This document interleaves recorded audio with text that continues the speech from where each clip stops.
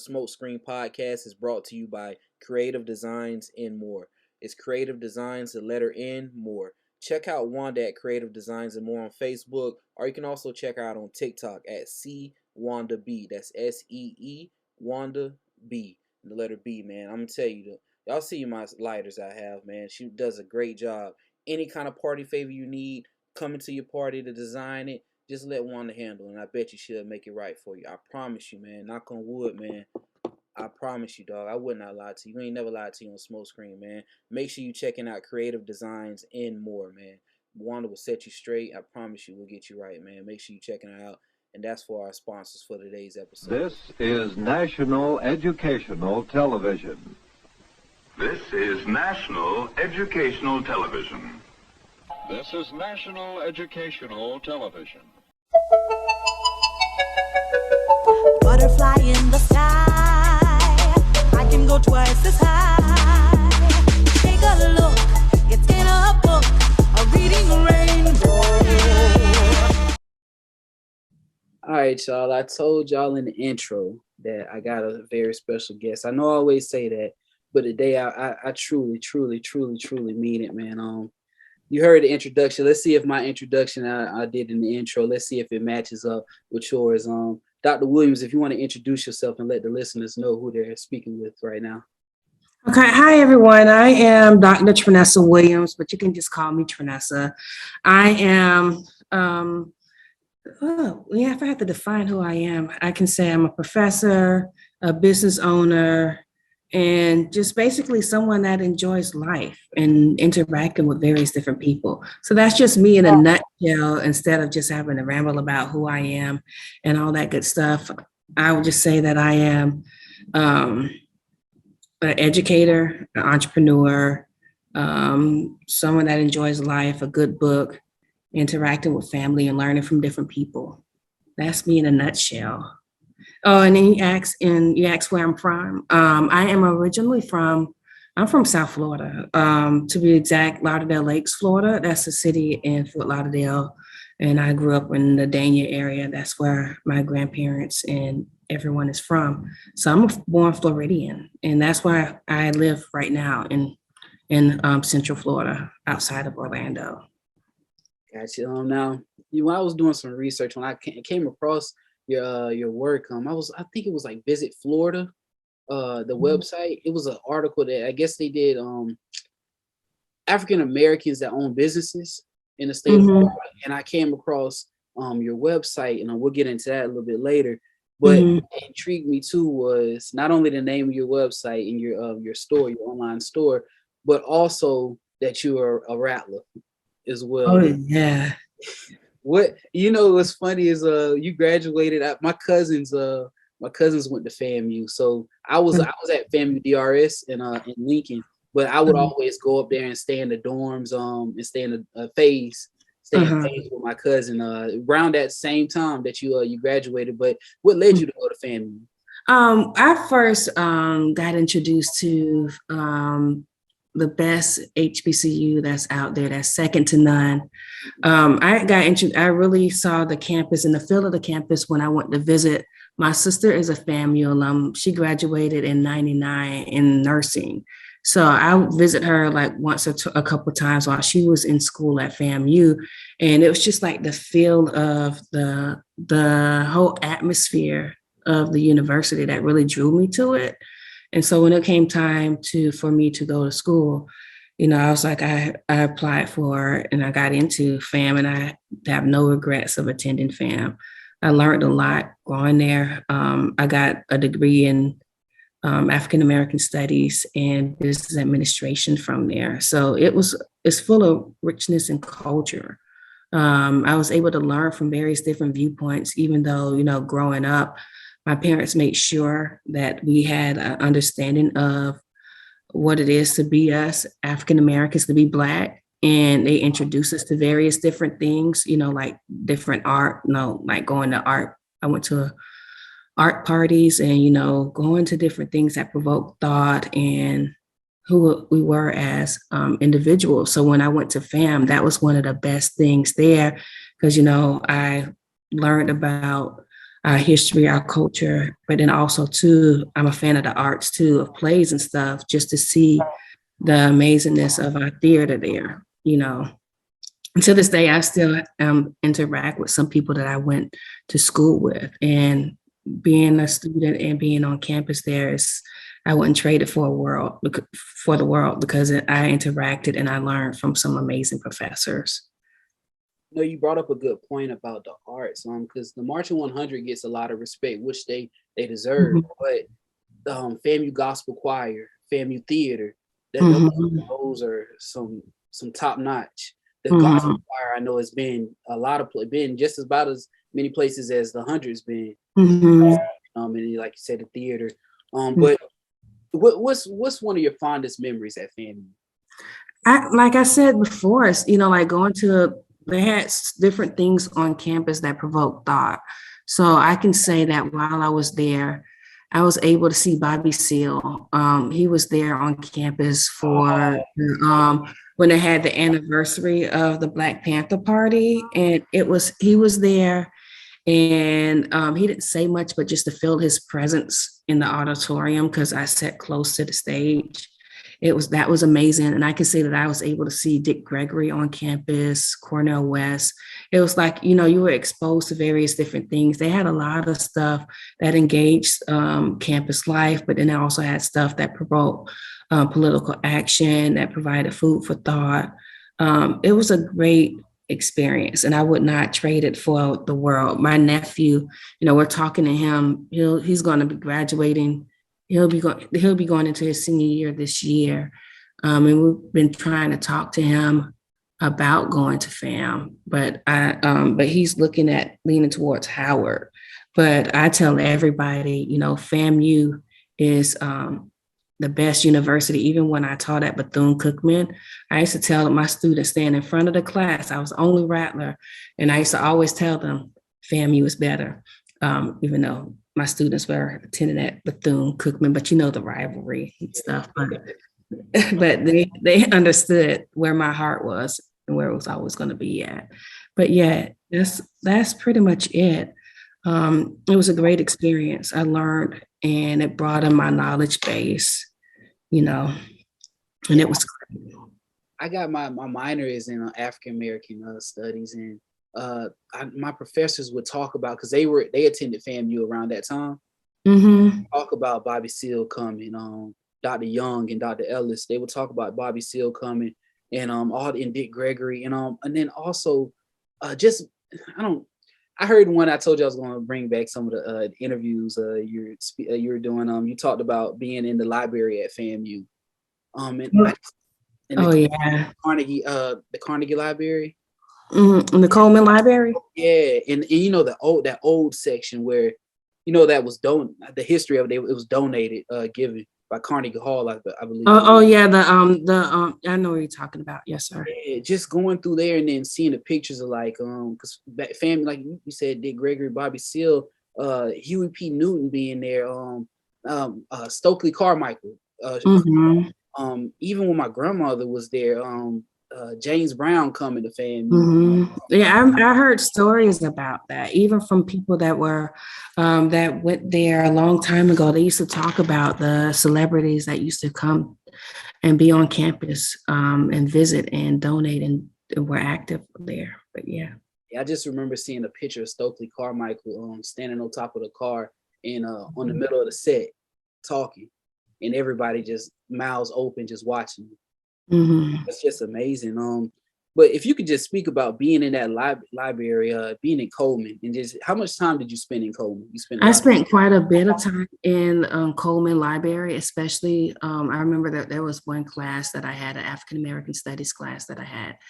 And one of the things that I had to do for the class, we were studying lynchings. And so one of the that particular class there, I had to actually look at microfilms and look at various articles that talked about lynchings and write about the particular article on a particular lynching. And that really opened my mind and stuff, you know, just to look at articles that was on microfilm. This is like when I was there, they had computers and everything, but, you know, that was like at the beginning stages, you know, they were still you know. But that was one of the assignments that I had to do. So there was quite a bit of times, especially where I had to do research for particular topics, and I had to sit there and pull up old articles and read, and pull up old history books and read and do research to help me with my paper, depending on what I had to write about. Yeah, I can attest to that too. My senior year, having to do that and pulling those films, and I'm like, I don't know nothing about. I've never seen anybody do this. I've never done this before. Try to do it and just look at those films and listen to old tapes. And I had to listen to like Martin Luther King speaking. He was speaking to like Kennedy or somebody. I had to listen to those tapes, and it was real scary, weird, but it was very interesting. But I guess I like to say things that you do condition you for your future. And then also too, I'm about to butcher this, but John Henrik Clark, he's had a quote a long time ago. He had a quote, and basically he talked about, I'm shortening it up, but he talked about how history was a compass, and that we needed to understand history in order to go where we needed to go, because it's basically like a roadmap. Because, history repeats itself. In order for us to move forward and to grow as an individual, we have to understand history, because that part of history has a point of repeating itself and coming back again. So in order for us to go forward and grow, we have to understand history, because that is like the roadmap, because it's the foundation that what led us to where we are, and we have to understand it to go forward. I know I just butchered the whole quote, but You good, because my wife always, I tell her, like, whenever something happens, I was like, all right, this was about to happen next. Then it happened. She was, how do you know that? Like, you got to understand history repeat itself. It's happened before. Nothing's new under the sun. Before, but you just gotta have knowledge and study the history. That's one of the main reasons I got my minor in African American history. I just wanted to learn our history, which I did to an extent. They're actually redoing the forgot the name of the museum up on FAMU campus. But I had went I did a trip with my friends a couple weeks ago, and I haven't been to campus since I graduated, like really walked campus since I graduated like in 2007. Yeah. And so we went to I can't think of it right now. I gotta write my brain just froze on me, but I was able to see how much they have, how much that museum is I can't think of it right now, but see how the archives, how they have grown with that and expanded on that, because before, when I was there, they didn't have that extra part of the archives, and it was great to see what they added on into that building. Yeah, one thing I can really say about the history department at FAMU is they bring back old students. Excelled and they come back in there. Like I said, Dr. Ellis and Dr. Young, they're still there, and they're bringing up new generation in the department. So that they're doing a very good job leading the way. But yeah, let's go ahead and move on. So you attended other universities. You said Bethune-Cookman. What are some other universities that you attended? Bethune is where I taught at, but the other universities that I was a student at was Nova Southeastern University. I got my MBA in marketing from there, and I also attended and graduated from Walden University. I have a doctorate in entrepreneurship, a doctorate with a specialization in entrepreneurship. And my doctoral study was on the issue of gentrification. And I looked at how it impacted the small business owners of Harlem, New York. So that's my educational background. So 2010 is when I completed and got my MBA in marketing. In 2014 is when I completed and got my DBA in entrepreneurship. I know this is off the docket, but what did you find in that study? Gentrification, it really impacts the community. And when I say that it impacts it, everything changes. The cost of living goes up. When a city is gentrified or redeveloped, it changes the consumption pattern, meaning that those that live there that have been there for generations, they can no longer afford with the price increases and the living arrangements. So normally they shift out and they move to other areas that they can afford. And so a lot of businesses that have been there for a long time, they often find themselves having to adapt to those changes in the community and adapt to those people that are moving in because of the redevelopment. And so it has a deep impact on a city. I know this is another off topic, but how do you combat gentrification? You can't. The only thing that is something that happens, and oftentimes how you can tell that a city is redeveloping. The first sign that you'll see is that the roads are starting to they get repaired. Like potholes that normally used to be in the roads, you see they've been changed, and you start to see where the transportation is changing. Buildings are starting to be either fixed or new buildings and other stuff are starting to be built. One of the things that you can, it's not really, because when redevelopment happens, you have to kind of try to adapt to the changes, but you can't really prepare for it. You just have to try to adjust and change the model of, especially for your business, so that way you can adapt and grow with what's going on, because it is kind of challenging. Because I know New York has a lot of mom and pop shops. Mm-hmm. And a lot of businesses were, because especially when a city is redeveloped, a lot of stuff, cost of everything goes up. I remember, but this was like in 2013, when I was doing my research, when I finished doing it. And I remember talking to someone that worked in real estate, and he was a real estate agent. And he talked about how some developers were treating the residents. And one apartment building, they wanted to get people that lived there. And he was like, currently we're at capacity, but pretty soon that we're going to have 30% occupancy, meaning that they was going to flush out 30% of the people that lived there. And he was like, no, I could not work with those people. I could not work with that company. So I walked away from that.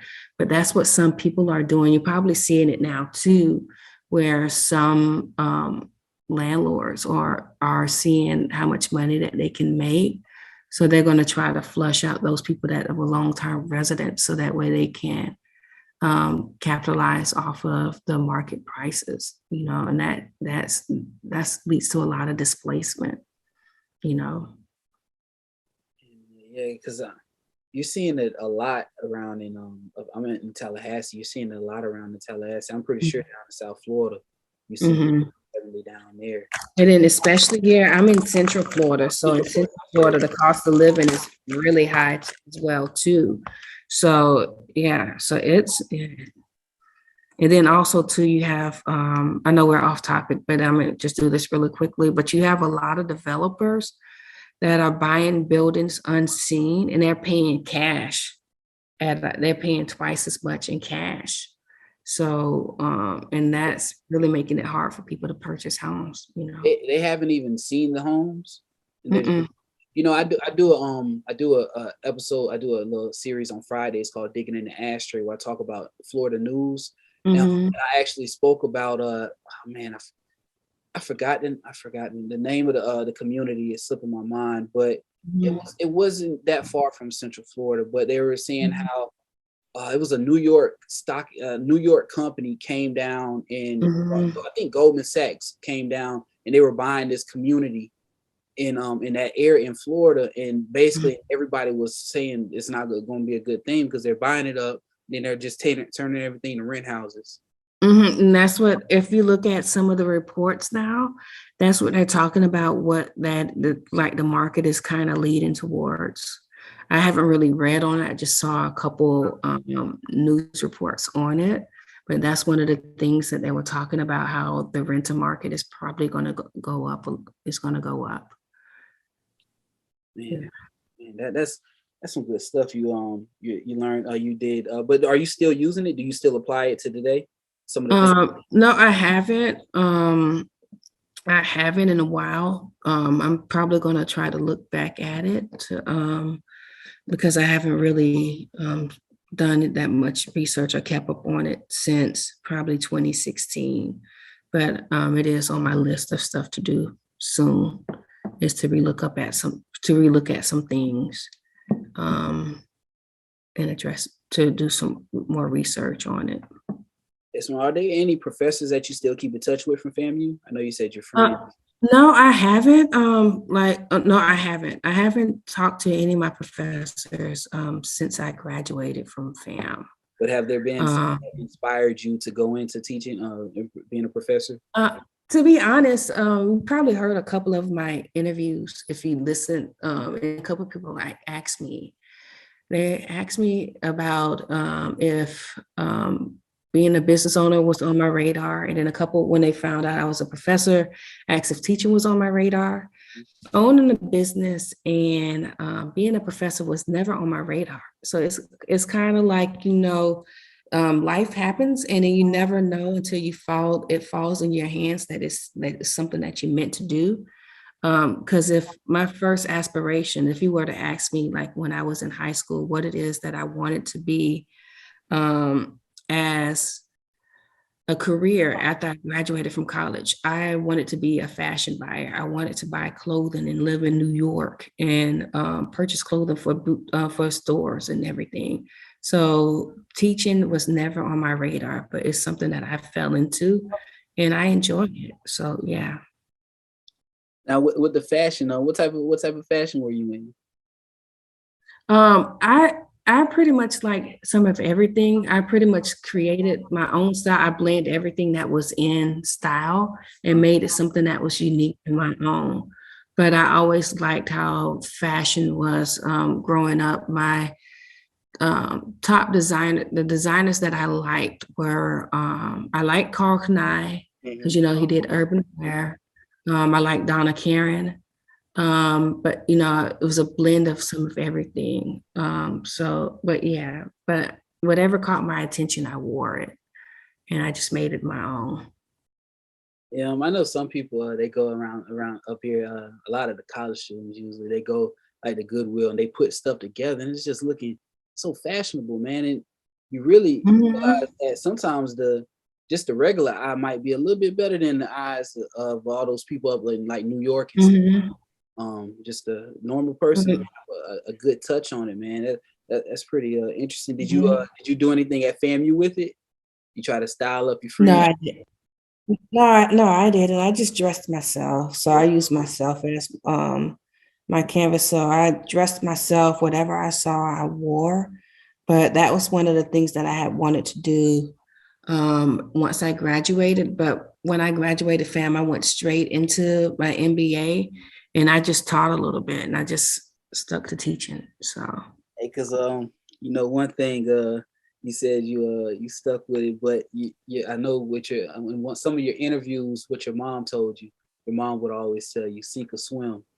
Yeah, that's my parents' motto. So my mom and my dad passed last year. But one of the things that they told us growing up, they let us be what we wanted to. They encouraged us to be ourselves. And so they knew I was different. They knew everything that we wanted to do. They know I thought creatively.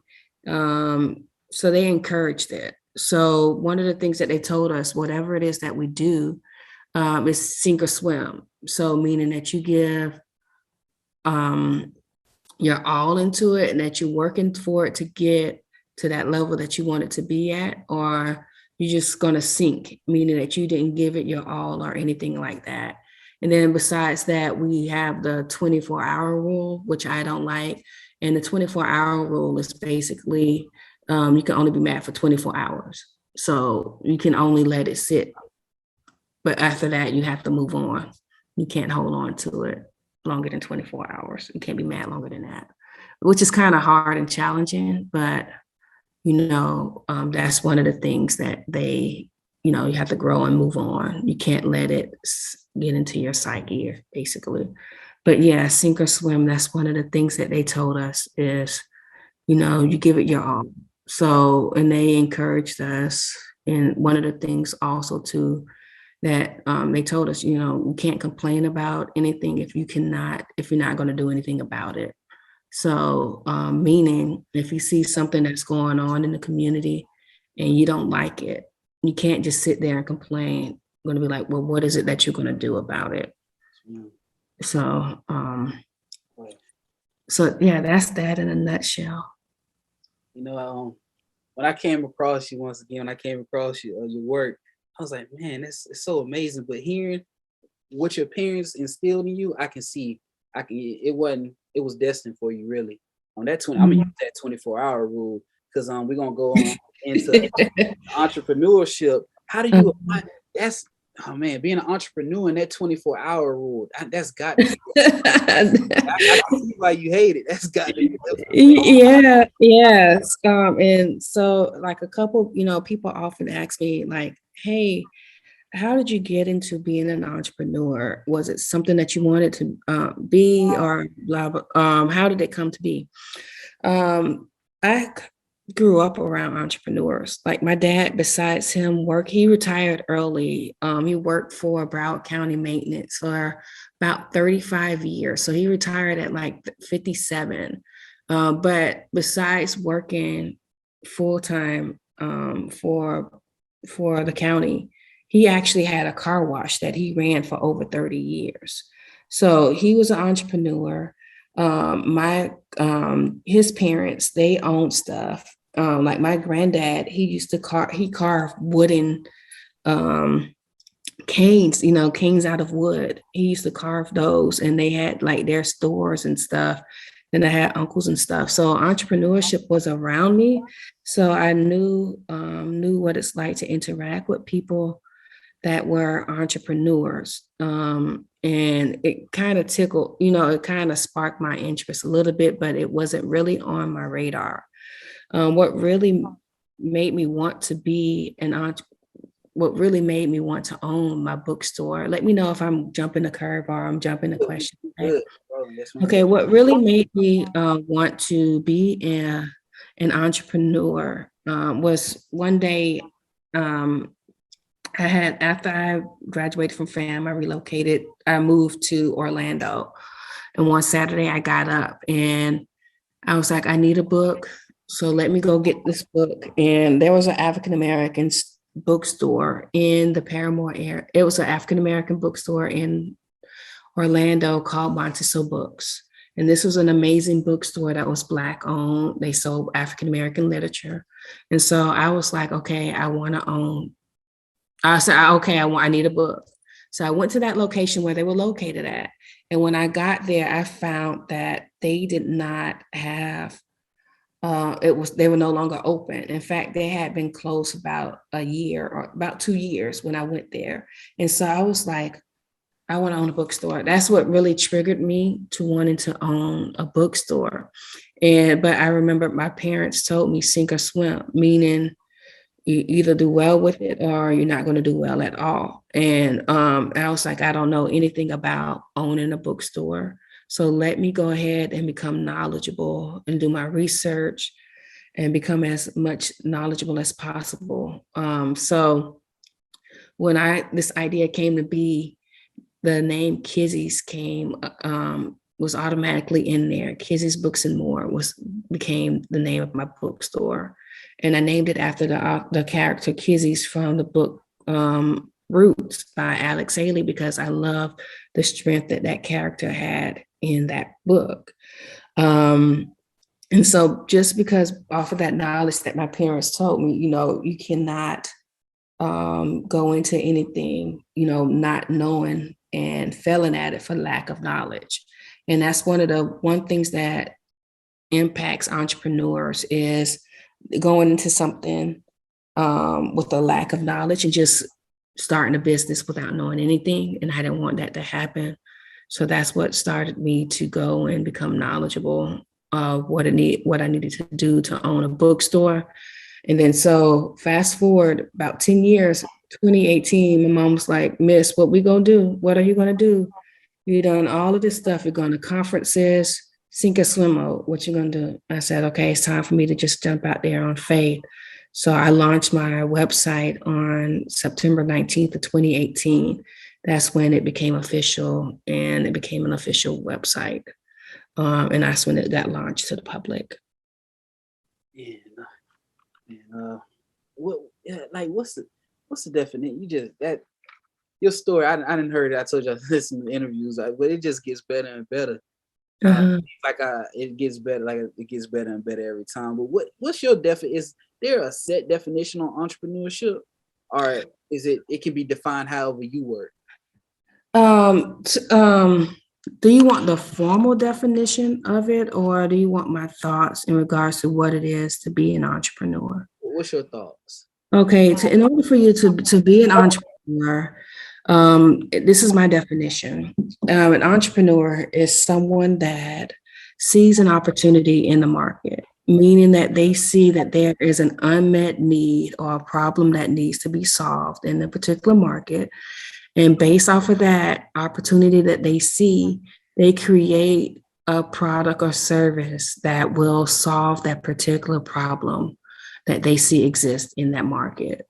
So they're creating that business, and they have the product and service. They defined who their customers are, who their targeting are, who are these people that have that unmet need and that have that particular problem.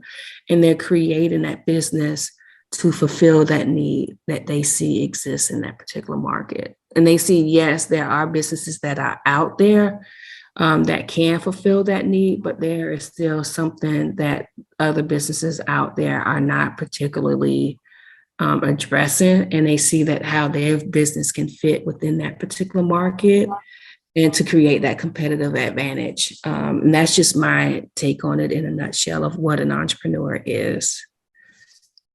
I think Webster need to go ahead and just entrepreneur. That's exactly what I think of. A lot of people a lot of people just think, I start a business. I'm an entrepreneur. No. And then I often tell my students too that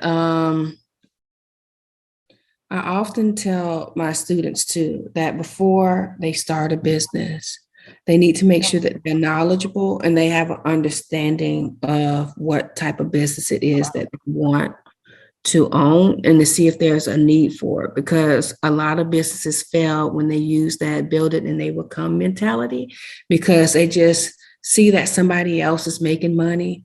And so they just say, I'm going to do the same thing. And they just launch the business, but they don't really truly understand what it takes to make that business successful. And what they don't have a knowledge of the market in which they are going to be operating in. They don't have an understanding of the location, because, location is key for your business to be successful. You have to have the right location, and you also have to have the right people working for you, because those people are going to be a part of your brand.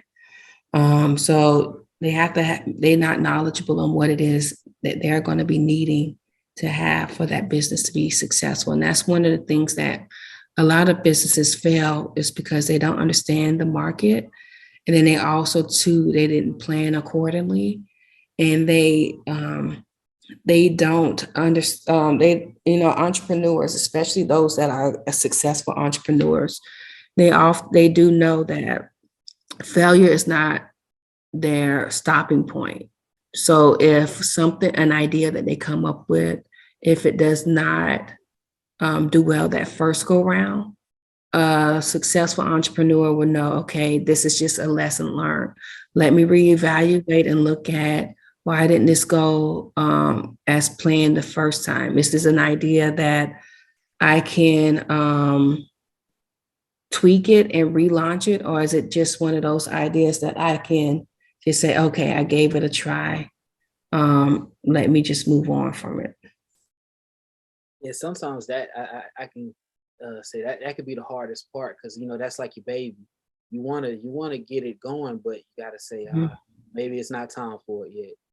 Mm-hmm. In the back, have you ever, like, do you find times when you second guess some of your work? Oftentimes, I sit and I look back at it, and I'm like, okay, this is a really good idea, and then I'm like, okay, well, let me research it a little bit, and then I launch it. And if it doesn't do like what I wanted to do, I sit back and I'm like, okay, how can I make this better? Or should I shelve it? But, there are some times where I do sit and I do look at certain ideas and I'm like, how would they respond it? But I won't know unless I put it out there into the market. But first I have to understand the people that I'm working with, my customer base. Mm-hmm. And by me understanding that, I get an idea of what it is that they're looking for, particular things, How diverse is your customer base with Kizzys Books? I know I'm jumping around No, now. you're fine. Actually, it's diverse. I got people all over the country that are purchasing books from me. At one point, I had a lot of people purchasing from Washington State. They say how they found out about you? Yes, how they found out about me, and this is what I tell people: don't make sure that you're your biggest advocate for your business. So you need to make sure if people are asking for a type of product and your business is looking for this particular product, say, hey, this is my business and I have this to offer. A couple back when there was when we had the whole thing with George Floyd and the social unrest and everything, there was a time where people were like actually looking for Black-owned bookstores. And there was an article. I remember reading I came across an article, and the article said, if you own a Black-owned bookstore, please contact the editor. And so I said, hey, I own a Black-owned bookstore, so let me contact them. So that's what I did. I reached out to the editor and I had them, I said, I own a Black-owned bookstore. Here's my information. And that article put my business included me on that article. And just by that article, a lot of people found out about me. But then also too, there was an author that wrote White Fragility on her website. She had me listed as one of the Black-owned bookstores to purchase her book from. And then also too, that it's a big blessing. So I was blessed to be, the word of mouth spread about Kizzys. And then also too, my bookstore was spotlighted by Tia Mowry as well about during her Black Business Hall. And she talked about my bookstore because she purchased a book from there. And then, who was it? Also, Old Magazine had listed Black-owned bookstores across the country. And so they listed us as one of the bookstores in the state of Florida as an online bookstore. So that's pretty much it, word of mouth. And then also, I step out on, if people are asking about bookstores, I made sure, especially when I came across that article that was asking about Black-owned bookstores that they need to know about. I said, they need to know about Kizzys. Put me on there. Put me on that list. So remember, if you own a business, you have to be your biggest advocate. When you're networking, you have to make sure that you have a pitch that you're able to tell people about what it is that your business do. So that way they can know more about it, And you're your biggest advocate. You have to have faith in your business because your business is your baby. Was there ever a time where you were kind of shy about it starting out? No, because I knew that I wanted to do it. So when people ask me, I always used to speak about it, especially even when I was in the planning stages of my bookstore. And I was teaching at an alternative school. And I was talking to my students And this is before I got my doctorate or whatever. So I was just starting to go to school, but my students were talking and I was telling them about my idea of my bookstore. And then they was like, really? Why you want to own a bookstore? People don't read books. And then so I had to explain it to them and talk about why books are important.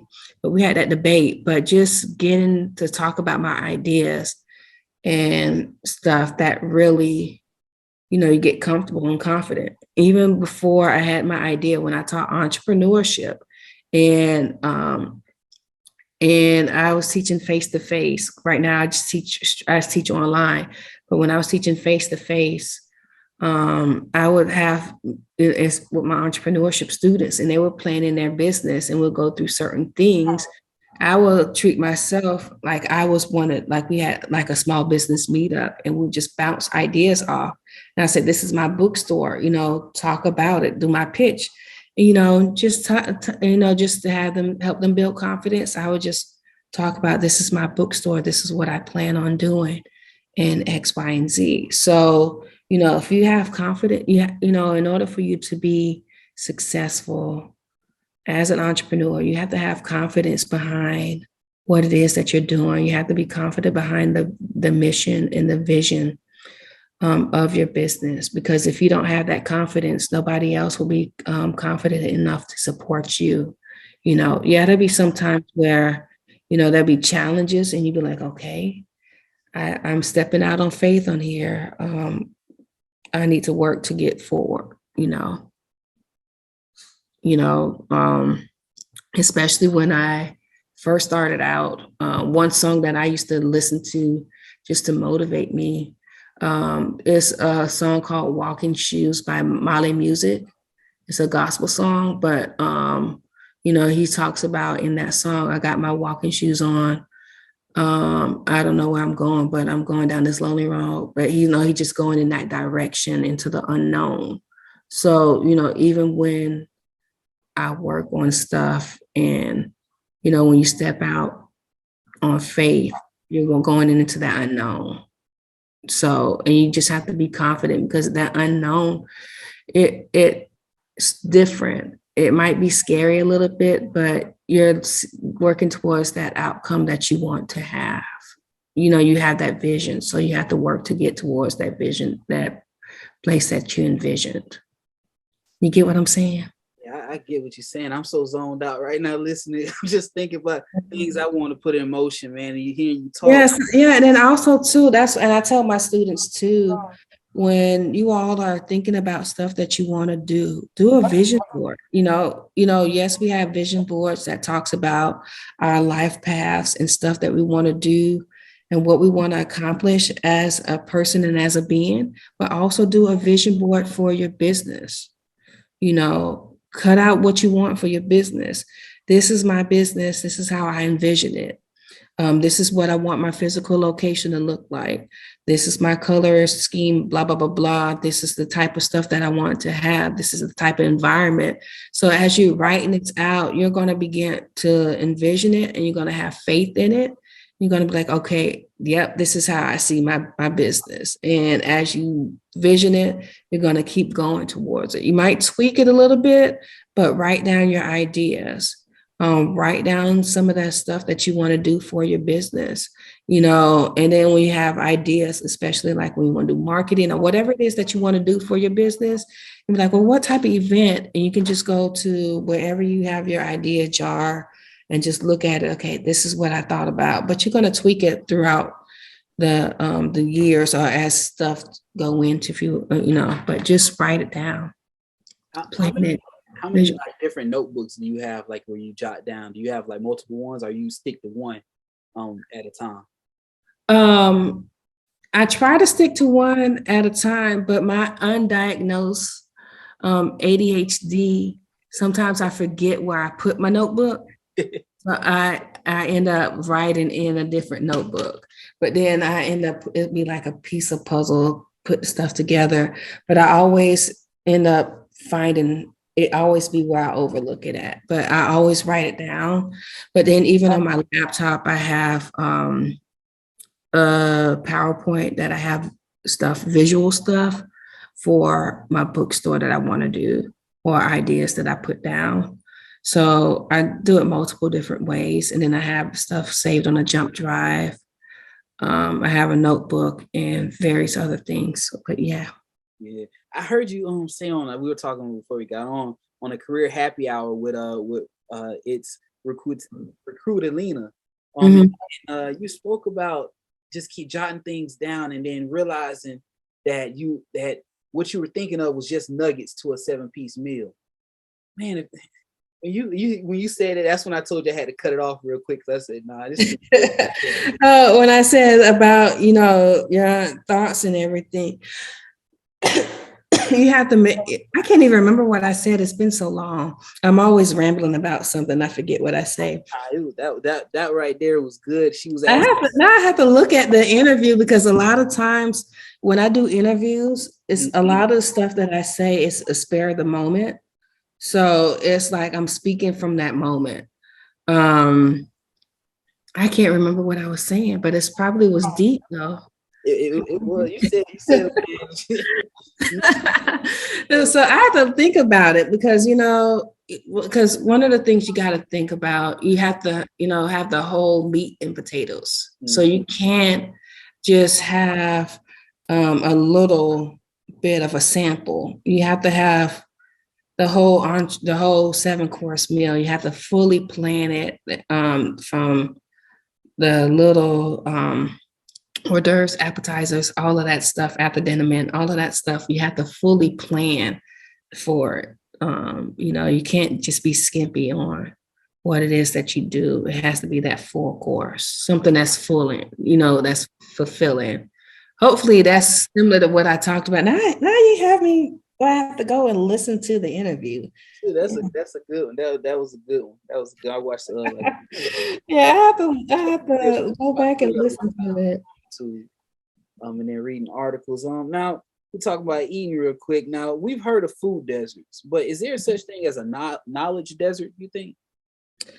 Are you talking about people with a lack of knowledge? Like the people like where it might be like access to a library or access to, like I know up here in Tallahassee, there's a lot of rural areas that don't have access to Wi-Fi. So they have to, they're trying to, like in Gadsden County, they're trying to put initiatives in where the Wi-Fi is put into all the homes. So they can have access to the resources. But the way I was going with it was, how does Kizzys Books kind of diminish that desert where you bring that to you right to your home right there, the books right to your house? So one of the things that, especially when I came up with the concept of Kizzys Books and More, that was to provide a place where lovers of African American culture and reading, they can come together and just discuss a great book, because literacy is the most important thing. And literacy is a high rate. I can't think of the number right now for us as African Americans. So that's one of the things that I like to do, is to promote literacy. There are some schools, because funding has been cut, where they don't have adequate books. So there are some places where the information that they have is limited, and they don't have adequate books. So there are some places in some areas, depending on how much funding is in that area, they might not have access to books. So yes, when you talk about knowledge deserts, I didn't even think about that. But yes, there are some, because there's some schools in some areas, because of their low income areas, they don't have the funding for to have adequate books and adequate supplies. How like, do you do research on the authors that you have, the books that you do have on your website? Do you like look up the authors, do research on them, or talk to the authors? Oftentimes where how I find out about what books are that are coming out, I do research, but then also too, publishers send me books that they think that should be on my radar. So I'll couple times a month, I'll probably get different books from different authors, from publishers that'll send to me to say, hey, these are some books that for you to read that will be coming out for in the upcoming months. I was looking at the website and the Robert Jones, The Prophets, that kind of caught my eye. I started looking up some YouTube videos with him. That kind of caught me, so I'll probably be getting that one. That one, and then Charlene Carruthers, unapologetic. I forgot the rest of the name, but I watched some interviews with her too. The work that she does, and just you were talking about how in Washington State, the George Floyd, I can see why they chose Kizzys Books and more. So yeah, it's a lot. I get a lot of people from across the country that purchase from a bookstore. So like when you ask, okay, you said what type of customer, what type of people buy my books? It's a lot of different people. You know, there's a wide range. So there's even though I promote and showcase African American literature, people are still able to buy other books on my website, but I mostly promote and showcase African American literature because we have some dope authors, and there are some authors that people need to know about. And we have some amazing authors that talks about our experiences, whether it's fiction, nonfiction, and people need to know about the richness of our culture. They need to know about our history. They need to know about our experiences because, you know, we are trendsetters. We set the trends. So, and people need to know about that, and especially those that are writing about how we are as people and where we've come from, our history, and those that have paved the way for us to follow in their footsteps and to take it to another level. Who are some of your favorite authors? Okay, favorite authors. Jeez, that's a hard question. I get asked this all the time. If you were to listen to a podcast with Vulgar Genius Book Club, that was a big debate. I like James Baldwin. I love his work. I read Brenda Jackson. Eric Jerome Dickey is one of my favorites. I like Donald Gaines. He's awesome and he's great. I read pretty much a lot. Who did I just finish? I read IR books as well, interracial books as well, written by Black women who write IR books. So I like Blue Sapphire, she's great. Sienna Meeks is great.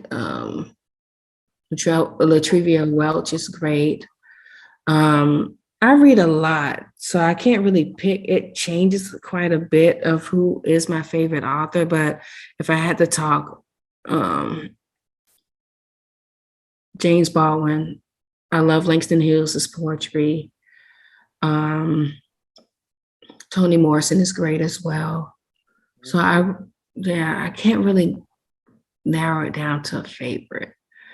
You know, if you were to ask me like who's my favorite artist in regards to when it comes to like artwork, I love Jacob Lawrence, especially his artwork that he did on The Great Migration. I love that art series that was done by Jacob Lawrence. I love Ernie Barnes. Ernie Barnes, he's one of my favorite artists, especially. He's the artist, if you don't know who he is, he's the artist that painted the pictures on Good Times, that JJ painted. Yeah. Who else is there? There's so many different people that I like. But yeah, it's hard to pick though. You know, it's funny you brought up Good Times because I thought about I went back and I was looking up Kizzy again. Just looking at the like clips on YouTube the day before that work, looking at clips of YouTube and watching like the old clips off from the movie Roots, the TV show back in the and man, that part where Kizzy got sold off. And I was thinking about names of the episode, and I was thinking in my head, man, I want to name it. I want to really name it. Keep the saying, because what you're doing right now, I believe, with this bookstore, is you're really keeping the saying in your hand. I don't know if you remember when I forgot his what's her dad's name? Kuta Kinte? Yeah, yeah. So he had remember when he had the sand in his hand? I was thinking I was about to call him James Evans because you said John Amos. Yeah, that's what slipped my mind. But when he had that sand in his hand, and Belle told him she's gone, she's gone, and he let that sand go. And I was like, man, that's what I think I should name, because you're really keeping that sand as far as with the literature, and making sure we're getting books out there. We're getting all, because you even got kids books. That's the part. When I first did the research on the website, I didn't catch that part. I didn't scroll all the way down, and I saw the kids book. So you even reaching out to the kids. That's what your goal is going to touch a lot of people. Yeah, and that's what I spotlight. I make sure on the top of my page I spotlight books that are written by us and that people should read and look into. And each month I have a newsletter that goes out, and it's 5 books for young adults, children. I just added middle grade starting this month, and adult. And these are all books that are written by 5 books that I selected that are released out for during that month, that are a reflection of us, whether they're nonfiction or fiction. And they're written by Black authors. So each month there's a different selection of books. Yeah, I know that we'll wrap it up in a second. This is a question that just popped in my head while I was at work today. Do you think that we can achieve liberation through reading? Reading is the most powerful thing. And why I say that is because reading is it expands your mind. Reading is what it causes creativity, critical thinking, and it lets you learn about another person from another perspective. So, like, say for instance, if I didn't know anything about a certain demographic or a certain experience, right? But you wrote a book about it. Based from reading that book that you wrote, I'm able to learn life through those characters in which that you created and that you wrote from. So reading is one of the things. To me, I say it's a great escape. It liberates your mind. It gets you to think. You learn about different perspectives, and you're able to see stuff from different learning experiences. You know, how I lived life, how you lived life is totally different, but we can learn from different books about how each other experience certain things. You get what I'm saying? Yes, ma'am. I totally understand that. So, and that's the most powerful. Reading is the most powerful thing. It's knowledgeable. So it's going to educate you. You're going to learn different perspectives. You're going to learn from different viewpoints. You know, you might not have thought about something before, but once you read that book, it opens up that thought process and be like, you have that aha moment. Like, I never would have thought about it from this perspective. And just from reading this, it really caused me to think. Or it can be a great escape where it opens up your thoughts from imagination. One of the things that really triggered me with reading is reading Rainbow. This might be oh my goodness. So I have Reading Rainbow just in my head today. I was like, I'm gonna ask her if she watched Reading Rainbow. I loved it. When I did an interview like a month or 2 ago, and I told them, I was like, one of the people that I would love to interview and talk with is Mr. LeVar Burton. I was like, I would love to interview and to talk to him. I said, I will have to talk to myself and not bust out in song and singing the theme song for Reading Rainbow. I said, you might have to pull out Smelling Salt because I probably passed out. But That's one of the things I love that show because it really introduced kids to reading. And then I loved how he always in that show, you don't have to take my word for it.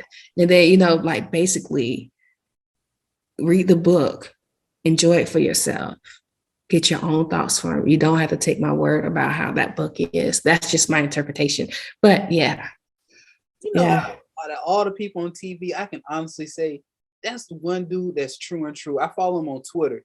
He's and I remember like when we first started, like with the pandemic and everything, and he used to have a podcast where he would read books. And I was supposed to be like doing a report or reviewing something that my faculty was doing. But I was busy. Instead of working on my report, I was busy listening to Mr. Burton read a story. Did I have a report or something that did have my priority to do? I did. But I was like, I'm going to sit here and listen to him read for the next 2 hours. And that's what I did. And I have no regrets sitting and listening to him read. But yeah, if you ever listen to one of him reading a book, I highly suggest it. So yeah. Nah, I would catch a little bit. I was working from home. I was teleworking at that time. Didn't work and listen to it too. Listen to episodes on. But closing out, what are some of the last words you want to let the listeners know about you? About Kizzys Bookstore, I just want to say that it is it's a bookstore that promotes our culture and reading. And if you ever need a place to find a good book, Kizzys Books and More is that place for you to find that book. If you need to know where our website is, it's www.kizzys, Kizzys, books, books, and more.com. And that's where you can check out our website. We have some amazing books on there. And I'm just going to steal the words from Mr. Burton. You don't have to take my word for it. You can just go and check it out and see what we have. Also, we do have a social media page. It's at Kizzys Books and More, and that's both on Instagram and on Facebook. I've been posting you every least the past couple of weeks. I've been posting you because I saw you had the summer sale. Yeah, it just ended. It ended yesterday, which was the 5th. Yeah, yesterday was the 5th, so it just ended yesterday. But yeah, so yeah, just be on the lookout. I have some great things coming up, especially for the bookstore. So just follow us on our social media pages, so that way you can be up to date on what it is that we're doing. And y'all make sure y'all keep following Smokescreen. I'm always gonna post this on anything that I see that you post. I'm gonna post because one thing that I've told everybody listening to Smokescreen that I feel like we should, if we can sit and watch different TV shows, we can read different books. There's no reason why we can't. So I really think y'all should check out Kizzys Books and More and get you a lot of books. They even got, I was just looking, because I was just looking to see what I was going to get. And I saw you got the Kobe book, but a wife got me that book. But those of y'all who were asking for, you can't get the Kobe book. We have a lot of books. We have a lot of great selections. So we have old books, and we don't sell used books, but we have books that have been written previously, as long as they are still in publication and they can be purchased. We probably still have them there, and we have up-to-date books as well. So it's constantly changing and it's updating as books are being released and stuff. So yeah. Man, well, I appreciate you one more time for agreeing to come on and doing this episode with me, man. I can't wait to listen back. I'm supposed to release it on Monday. I might turn around and release it on Saturday, just for people to listen to it a little bit early on YouTube. And you catch it on podcast apps. But I appreciate y'all for listening to Smokescreen Podcast. It's another great episode. What you want to end the episode with? What song you want to end the episode with? I don't know. I cannot think of a song, so it's up to you. At first, I thought about the internet, but then I was like, no. So you can choose the song. I got you. I find some. I know y'all will love it, and you'll love it when you hear it back. And that's another great episode of Smoke Screen Podcast. I appreciate y'all for rocking with us tonight, man. Today, y'all have a good rest of your week. This is National Educational Television. This is National Educational Television. This is National Educational Television. Butterfly